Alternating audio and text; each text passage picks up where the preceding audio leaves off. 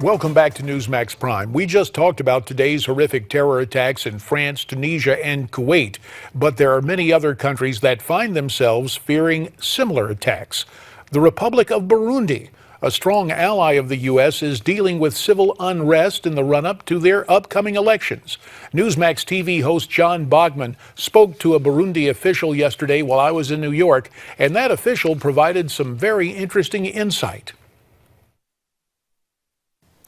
Burundi is a small country located in the middle of Africa, but it is surrounded by terrorism. The threat comes from the Somali Islamist group Al-Shabaab, which right now is battling the UN-backed government in Somalia. Burundi, a frontline ally of the U.S., has sent more than 6,000 troops to Somalia as peacekeepers, but Burundi is in the midst of its own civil unrest following weeks of violence ahead of their upcoming elections. So what does this mean for the global fight against terror? Joining us right now to help answer that question is the Minister of External Affairs and International Cooperation, Alain Aime Nyamitwe. Welcome to Newsmax, sir. Good evening, sir. Thank you for having me. It's our pleasure. We have these upcoming elections. Is that really what has caused the unrest in your country? No, I don't think one can make a direct link to the violence that we have had. There was a plan which existed before the elections were even planned. I think some of the people who took to the streets were planning to change the government through the streets, as they kept saying that they wanted to transform Burundi into another Burkina Faso. Now, you know that in Burkina Faso it took 3 days to have a regime change through which Blaise Compaoré left the power and left the country. But in Burundi, as you can, we must have followed, a month of demonstrations did not result into a regime change. Although there was an attempted coup on May the 13th, which also failed, as you know.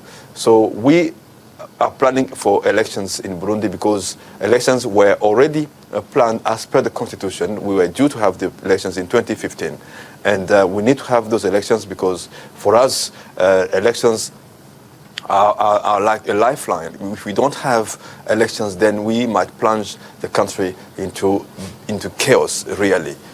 Because in 1993, when the late Ndadaye was killed along with two of those who were supposed to replace him as per the constitution, and then of course ensued an issue of legitimacy, which, as you know, plunged the country in a 12-year-long civil war. So what we're having today is a different kind of violence, but whatever it takes for us, we need to have those elections because the elections will determine who will lead the country tomorrow, and who will be. It's often taken for granted here in this country how difficult the transfer of power can be in other places around the world. The elections, of course, are very important. We also want to switch gears and talk a little bit about the growing threat of terror from the Islamic extremist group Al-Shabaab. How big of a presence does Al-Shabaab have in Somalia? I know you sent thousands of troops there to help combat them. Are these peacekeepers help providing any stability in Somalia? Absolutely, absolutely. Actually, it is because of our troops and the troops of Uganda and those of other countries that joined us that we can talk about stability in Somalia. Remember that in 2007, when we first sent our troops, 80% of the territory of Somalia was in the hands of the Al-Shabaabs. Since then, the situation has completely changed dramatically, and Mogadishu is now a town which is in the hands of the Somali National Defense Force, plus the AMISOM, which comprises Burundi, Uganda, Djibouti, Ethiopia, and Kenya, mostly. But of course, I have to say that when we went there, we were the only ones to provide military support to that operation. So you would say you would say it's time for the international community to step up and do a little bit more? No, you mean in Somalia? In the region as a whole. Yeah, of course, it is, when we went there in 2006, and we were the only ones to go there, because everybody else didn't want to go there. And in the course of the years, Burundi has lost over 500 troops, which is which gives an average of almost 70 people per year. But I can tell you that the international community has built its support around the AMISOM in providing airlifting or in providing training. And I have to say to say a big thank you to the United States of America, because they have supported us in those areas.